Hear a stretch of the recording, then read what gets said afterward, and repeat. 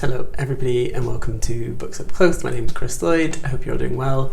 I've got a change of scenery behind me, as you'll notice. I'm not sure if this works well, but I've got good light coming through, and my neighbours upstairs have been playing terrible guitar music for the past week, so the room I usually record it in, I can't right now, so hopefully this will work temporarily. And also, if I look a tiny bit glossy, it's because it's ridiculously hot here in the UK. Or not ridiculously hot, but it's very humid and muggy, and we don't really do air conditioning here, so quite a warm couple of weeks. So today we are reviewing the 2021 book The Right to Sex by Amia Srinivasan. So Srinivasan is a teacher, scholar of cultural, social and political theory, and one of the key essays in this book, called The Right to Sex, was published previously. I think it was in the LRB or the Times Literary Supplement, one of the two. And the essay kind of took off and lots of people responded to it. And this book is now a collection of essays that think through the cultural, political, ethical meanings of sex in the contemporary age, where sex means both the kind of act and also the kind of accumulated and attendant discourses of gender, race, disability, and so on. In the foreword to the book, kind of like the Lola Olive Femi book I reviewed quite a while back, I'll link it at the top, Srinivasan sees feminism not as some kind of abstract theory or kind of body of thinking, but rather a social and political moment whose aim is to transform the world as we know it today. Right? It's about reimagining the social structures, laws, governing ways of thinking that we currently have. The essays in the book, their main focus is really the UK and the US context, although there is some material in there about India too, and that's mainly, as she says, to do with her own geographical cultural contexts. But I think the essays have a lot to say about a kind of global politics of sex more broadly. Overall, I think this book is incredible. It stopped me in my tracks pretty much every page. I had to stop myself from underlining every line because then it became kind of pointless. So I was just underlining everything. From the very beginning, Srinivasan is great at kind of foregrounding the messiness of how, when we talk about things like sexual violence or sex on university campuses or any other number of things, we're really not good at talking about the interactions between sex, gender, class, disability, race, and so on and so on. And we're not good at that in kind of general kind of public discourse, but also in theorizing of it. And from the very beginning, when she's talking about, really in this book, about the status of women, she's very, very clear in the preface to articulate that that idea of sex isn't an essentialized one. It's not one that is akin to kind of turf-like arguments whereby sex is this inherent standard, singular, biological essence. At the very beginning of the book, Srinivasan says, and this is a quote, "Sex is a cultural thing posing as a natural one. Sex is already gender in disguise." And by that she really means when we sex a child when it's born, we are bringing cultural narratives and stories along with that sex designation. It's not as though there is something about maleness or femaleness or intersexedness that has an inherent meaning or significance, but rather sex has been attributed cultural and social meaning all along, so that sex is already gender in disguise. As in, we could think about sex and gender as separate, but really they've been entangled from the very beginning, and you can go back through decades and decades of feminist thought to kind of re-emphasize that. But Srinivasan is very clear about identifying that at the beginning of the book.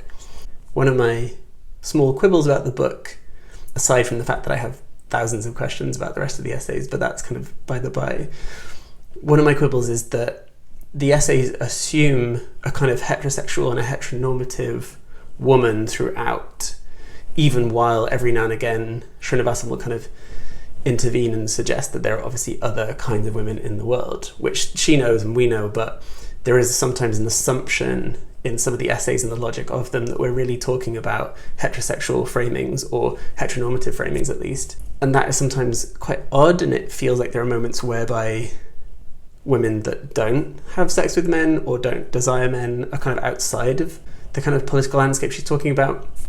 And I don't think that's a kind of massive fault on her part or I think she is clear that this isn't a kind of definitive theory of womanhood, but there are moments when I feel like there could be some kind of nuance fleshed out and kind of flagging up that there are different arrangements of society that this theory she's advocating doesn't quite fit with. So the essays run the gamut from the first essay, which is about men who are accused of rape, often kind of in the public eye.